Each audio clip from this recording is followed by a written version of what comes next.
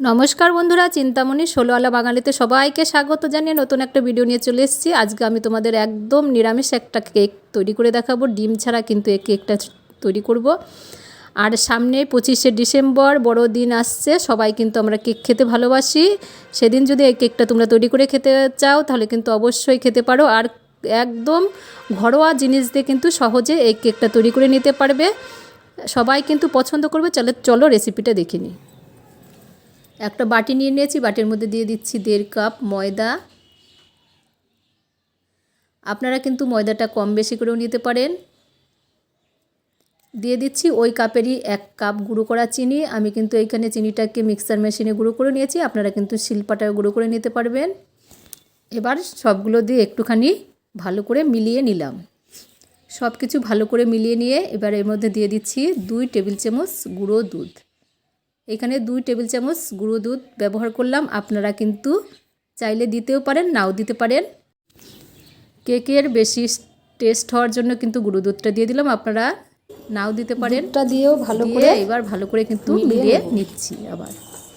আবার ভালো করে সব কিছু দিয়ে মিলিয়ে নিয়ে এবার এখানে নিয়ে নিয়েছি ওই কাপেরই 1 কাপ গরুর দুধ আগে থেকে জাল দিয়ে ঠান্ডা করে নিয়েছি। এখানে কিন্তু ঠান্ডা দুধটা দিতে হবে, গরম দুধ এখানে ব্যবহার করা যাবে না। অল্প অল্প দুধ দিয়ে এবার দুধটা দিয়ে অল্প অল্প দুধ দিয়ে ভালো করে ব্যাটারটা কিন্তু তৈরি করে নিতে হবে। একবারে দুধটা দেবো না, পুরোটা লাগতেও পারে নাও লাগতে পারে।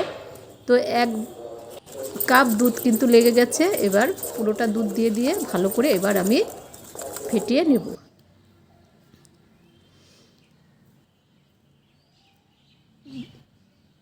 ভালো করে ফেটিয়ে নিতে হবে যাতে ব্যাটারের মধ্যে কোনো লাম্পস না থাকে।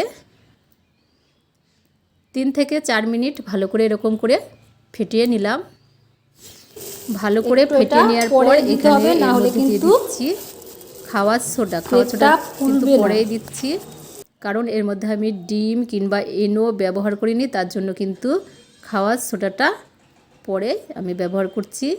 দেখো খাওয়ার সোডাটা কিন্তু একদম কম নিয়েছি, টেবিল চামচের 4 ভাগের 1 ভাগ খাওয়ার সোডা দিয়ে দিলাম। এর থেকে কিন্তু বেশি দেবে না। সোডাটা দিয়েও এবার ভালো করে একটু মিলিয়ে নিলাম। খাওয়ার সোডাটা দিয়েও ভালো করে একটু ফেটিয়ে নিচ্ছি। 2-3 মিনিট আবার ভালো করে কিন্তু ফেটিয়ে নিলাম। নিয়ে একটুখানি জল লাগবে, তাই আমি টেবিল চামচের 2 চামচ জল দিয়ে দিলাম। খুব একটা বেশি কিন্তু জল দেব না, দিয়ে আবার ভালো করে ফেটিয়ে নেব। যত ভালো করে ব্যাটারটা ফাটাবে ততই কিন্তু ভালো কেক হবে, নরম তুলতুলে কেক হবে। এরকম করে টিপস সহ তোমরা কেক তৈরি করবে, দেখবে খুব ভালো কেক হবে। এবার 2-3 মিনিট ভালো করে ফেটিয়ে নিয়ে এবার চামচ দিয়ে দেখব ব্যাটারের ঘনত্বটা কেমন হয়েছে। ঘনত্বটা কিন্তু এরকমই রাখতে হবে, এর থেকে বেশি ঘনও করা যাবে না এবং পাতলাও করা যাবে না। আর একটাও দেখো লাম্পস কিন্তু নেই বা গুটি নেই, গুটি থাকলে কিন্তু কেক ভালো হবে না।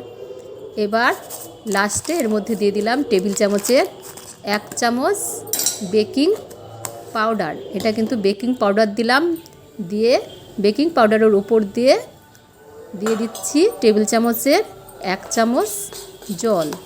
জলটা দিয়ে এবার কিন্তু খুব একটা বেশি ফেটাবো না, 30 থেকে 40 সেকেন্ড এরকম করে ফেটিয়ে ভালো করে মিলিয়ে নিলেই কিন্তু হয়ে যাবে।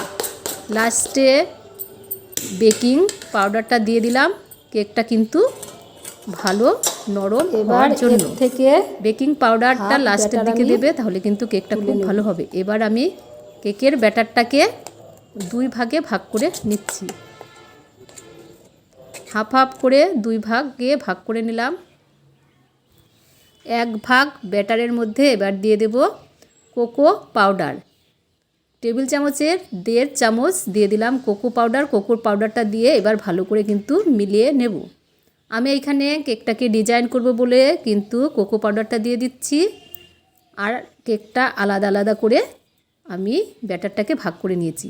তোমরা যদি ডিজাইন না করো তাহলে কিন্তু পুরোটার মধ্যে কোকো পাউডার দিয়ে তারপরে কিন্তু একই প্রসেসে তৈরি করতে পারো, তাও কিন্তু কেক তৈরি হয়ে যাবে। এখানে আমি ডিজাইন করব বলে হাফ হাফ করে ব্যাটারটা করে নিলাম। এবার কেকের একটা মোল নিয়ে নিয়েছি। আমি এরকম একটা বাটি নিয়ে নিয়েছি, এই বাটিতে আমি কেক তৈরি করব। তোমরা যে কোনো অ্যালুমিনিয়ামের বাটিতেই কিন্তু কেক তৈরি করে নিতে পারো। কেকের বাটিতে আমি কিন্তু কোনো কাগজ ব্যবহার করব না। কেকের বাটিটা একটু ভেজা ভেজা অবস্থায় আমি দিয়ে দিলাম শুকনো ময়দা দিয়ে চারিদিকে এরম ছড়িয়ে ঘুরিয়ে ঘুরিয়ে ছড়িয়ে দিলেই কিন্তু ময়দাটা কেকের বাটিতে লেগে যাবে। আর যে এক্সট্রা গুঁড়ো ময়দাটা থাকবে সেটাকে আমি ঝেড়ে অন্য জায়গায় রেখে দেব। দেখো যে গুঁড়ো ময়দাটা আছে এই ময়দাটা আমি ঝেড়ে অন্য জায়গায় রেখে দিলাম। এবার কেকের বাটিটা কিন্তু একদম তৈরি হয়ে গিয়েছে। এবার প্রথমেই আমি নিয়ে নিলাম সাদা ব্যাটারটা। এবার টেবিল চামচের 3 চামচ সাদা ব্যাটার দিয়ে দিলাম কেকের বাটির একদম মিডিলে। সাদা ব্যাটারটা কিন্তু দিয়ে দিলাম। এবার কোকো মেশানো ব্যাটারটাও কিন্তু আমি সাদা ব্যাটারের একদম মাঝখানে 3 টেবিল চামচ দিয়ে দিলাম। আবার সাদা ব্যাটারটা কোকো ব্যাটারের একদম মাঝখানে কিন্তু আবার দিয়ে দিচ্ছি 3 টেবিল চামচ।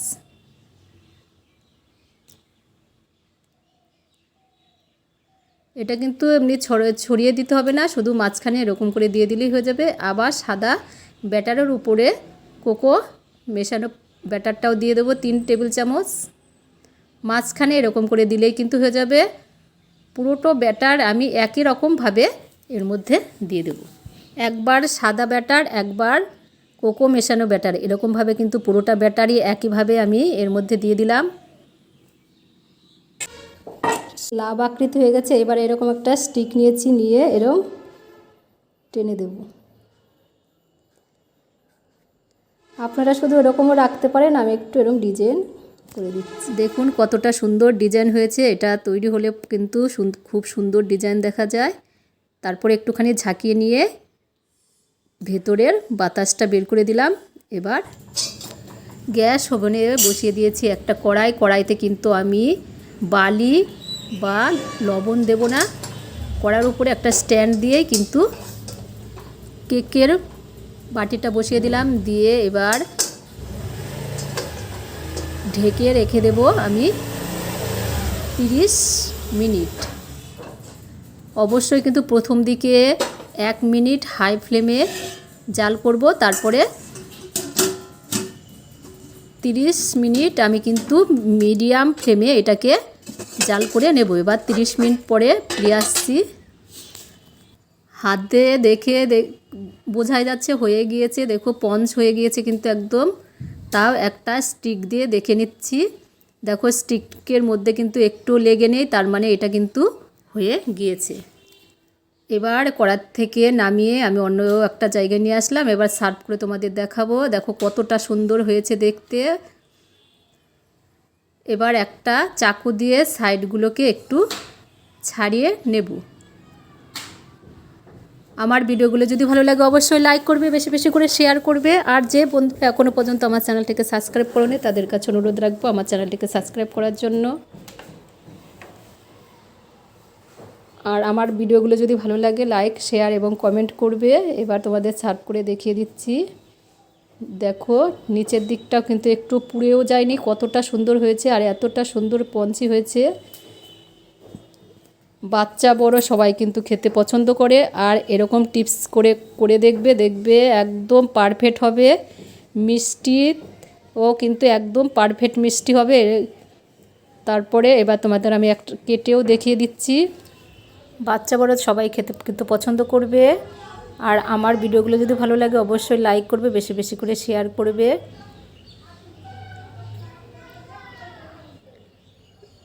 দেখো কতটা সুন্দর হয়েছে ভেতরটা আর কতটা পঞ্চি হয়েছে দেখে বুঝতেই পারছো।